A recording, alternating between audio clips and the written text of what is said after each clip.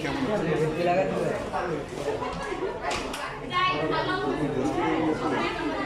জামাতে এসে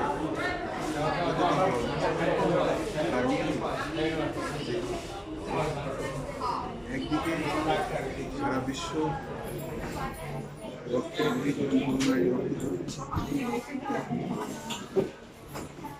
জরুরি ছিল হাদি ভাইয়ের মতন একজন কলম দ্বিতীয়ত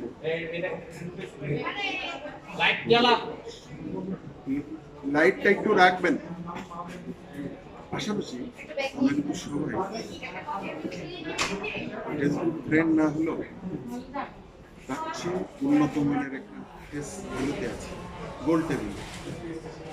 আমার কফির আড্ডায় এসে আপনাদের কফি আমার আমন্ত্রণে এসে এমনভাবে বাধা পড়েছে যে রেকর্ডিং করেই ছেড়ে দিন বিশ্বের।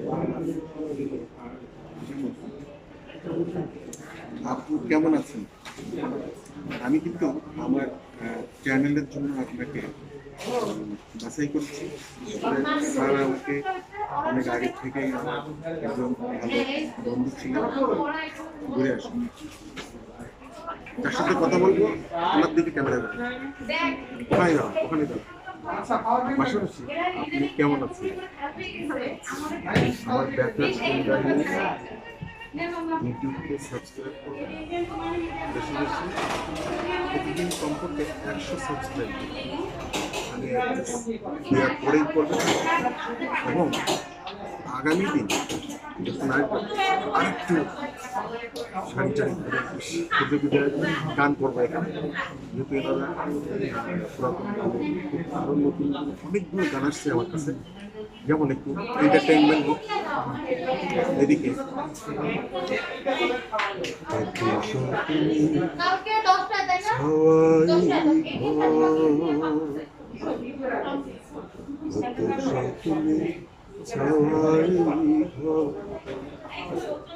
সুখে সুখে সাজানো বাসু,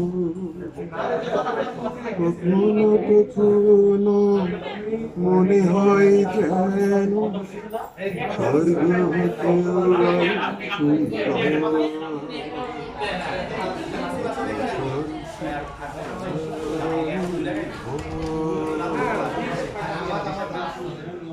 এই গানগুলো আমি কিভাবে আমার নেটে জালে ধরা পড়ে আমি নিজে জানি।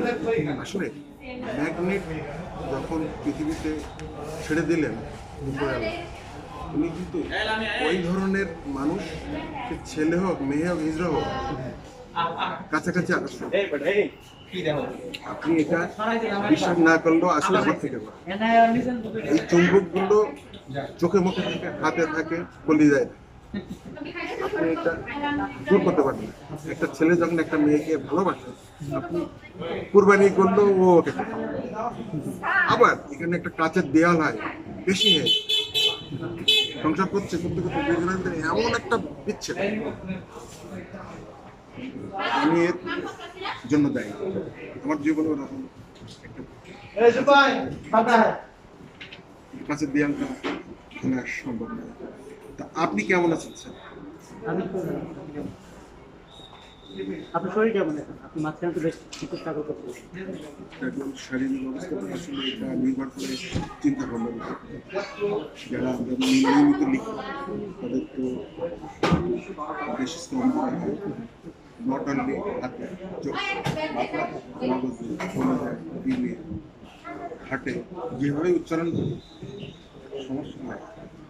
আমরাই একটা সমাজের আমাদেরকে আড়ালে রাখি। বিশেষ করে মেয়েরা তো আমাদেরকে পছন্দই করে। আপনার নাম বলেন। আমি সাইদ ফার্সি, নিয়মিত লিখি।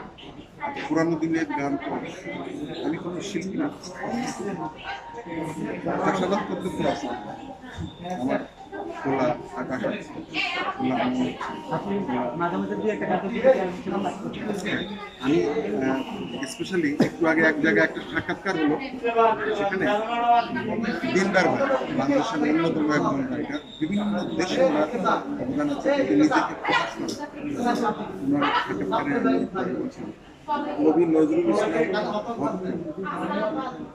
আপনি বই লিখেছেন, আমি বই লিখিনি, আমি কয়েকটা কবিতায় শুধু আমার কারণ চুরুলিয়াতে যখন আমি এটা স্টেজে পারফর্ম করেছিলাম 3000-4000 রাইটারদের মাঝে 2019 সালে, সেখানে আমি সেখানে উচ্চারণ করেছি আমার অভিজ্ঞতা দিয়ে লেখা। জিনিসটা হলো এরকম ছিল, এই পারের কোন ওই পারের শুরু। আমি এটা প্রত্যেকটা কবিতা গান, কবিতার সংখ্যা প্রায় 1400, মাত্র একটা বই বের করেছি সম্মিলিত যে চিন্তা ভাবনা থেকে আমি কবি নজরুল ইসলাম এই পারের ফুল ওই পারের শুরু হয়। আমি একটু সুর দিই,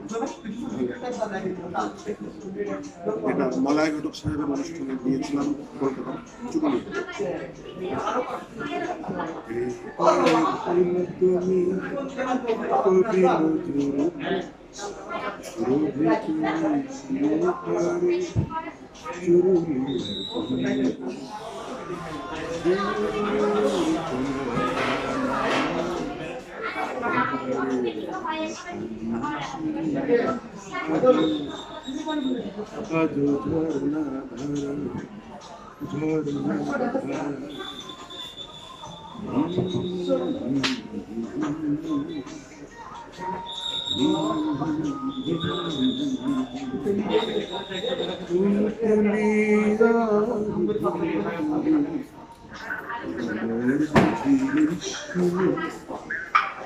ফুলেরই পাপড়ি ধরিলে নার্গিস ফুলের সুরভিতে সুরভিতে চিরকাল